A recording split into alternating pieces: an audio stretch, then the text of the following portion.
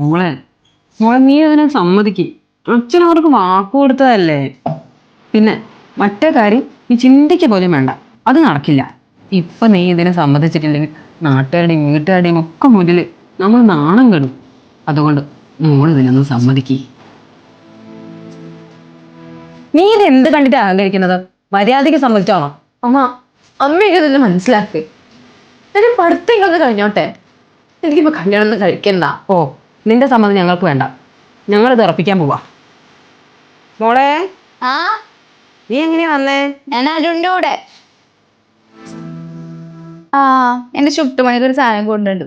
ഇതാ ഉണ്ണീച്ചാൽ കൊടുത്തു. ഞാൻ കഴിഞ്ഞ ആഴ്ച ബാംഗ്ലൂരിൽ പോയില്ലേ, അപ്പൊ അവിടെ നിന്ന് വാങ്ങിയതാ. ഇത് രസാ അവിടെ കാണാന്നറിയ ചേച്ചി. കൊറേ എക്സ്പ്ലോർ ചെയ്യാണ്ട്. ചേച്ചി ഇങ്ങനെ ലോകം കാണാണ്ട് വീട്ടിലിരുന്നു. അടുപ്പില്ല എങ്ങനെയാ വീട്ടിലിരുന്നത്?